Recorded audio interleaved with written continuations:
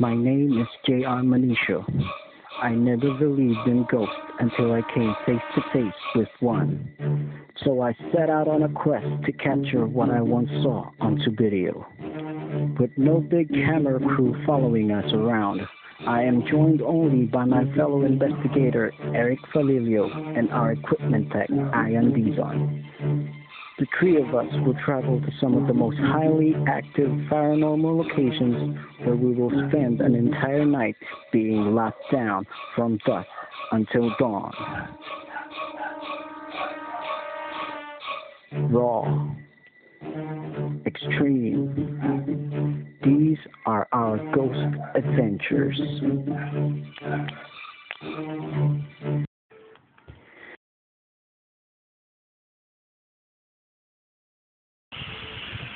May mga lugar na may tinatagong maraming misteryo.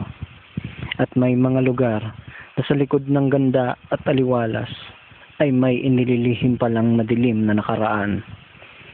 Ang mga punong nakapaligid dito ay nagmimistulang piping saksi sa lagim at kilabot na nangyayari dito tuwing kakagat ang dilim. Dito tayo ngayon, Santa Rosa, Laguna, Phase 1 Decree. Kung saan may natagpuan patay dito sa Oak Creek na po. At magpahanggang ngayon, nagpapatuloy pa rin pag-alagala ang kanyang kaluluwa.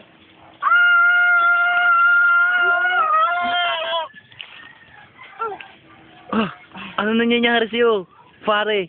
Laki! Lagkit!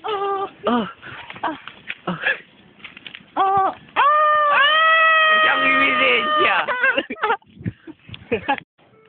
Natapos ang pakikipagbuno ni Eric sa kanyang malagkit at malaking kulangot, ay nagpatuloy kami sa aming investigasyon. Ang lugar daw na ito dati ay naging tapunan ng mga sinalvage na tao. At ang mga taong iyon ay walang kamuang-muang na dito mismo sa lugar na ito sila mahihimlay habang buhay. Ako, si Eric at si Ian ay walang kaalam-alam sa espiritong aming kakaharapin ngayong gabi. Kaya't kami ay nag-imbita ng isang taga rito upang i-share niya sa amin ang kanyang mga naging karanasan dito sa lugar na ito. Inimbitahan namin si Kiko Aguilor para aming interviewin. Mr. Aguilor, ikwento mo nga sa amin yung mga experience mo dito na nakakatakot.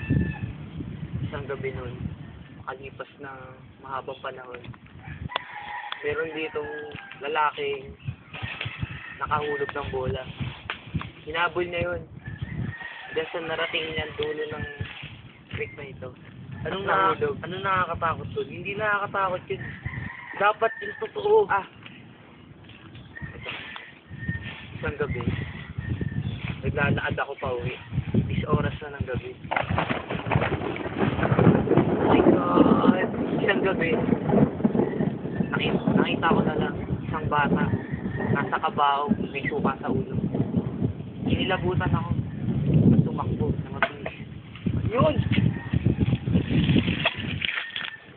Rick! Huwag ka mamato! Muling nangulit si Eric. Ngunit ng mga sandaling iyon ay may na-capture na tunog ang mic ng aming camera na parang isang bata na tinatawanan kami habang nagkukulitan. Here is the enhanced audio. Huwag ka mamato! Huwag ka mamato! Naganap pa kami ng mga taong makakapagpatunay sa lagim na bumabalot sa lugar na ito. Tim, kwento mo sa amin yung naranasan mong nakakatakot. Din yun, sa punong yun, may Sige, parang... punta natin.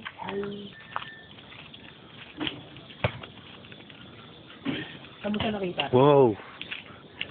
Dito, andyan ako noon, andyan ako. Oo. Sa kinatatayuan niyo. Tapos, Dito daw. naglalakad kasi ako. Oo. Bigla na lang may sumingilip. Akala ko kung anong bata lang. Tumingin ako dito sa likod, pero wala. Wow. Oh my God! That's creepy, man. Ah! Ito, Sabihin mo, kung may nararamdaman ka. Meron. Sabihin mo to. Pakita mo sa akin at ituro mo. Dito po ang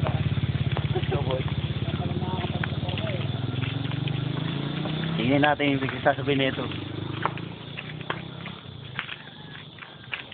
Nung minsan, sa aking talambuhan, nakaranas akong something. Nagtapon ako ng basura. Then I saw a little girl na nakaupo dito. Saan? Dito. Saan siya nakaupo? Sabi, Matapos kong interviewin si Martin at saka si Jade, ay bigla na sumama ang aking pakiramdam.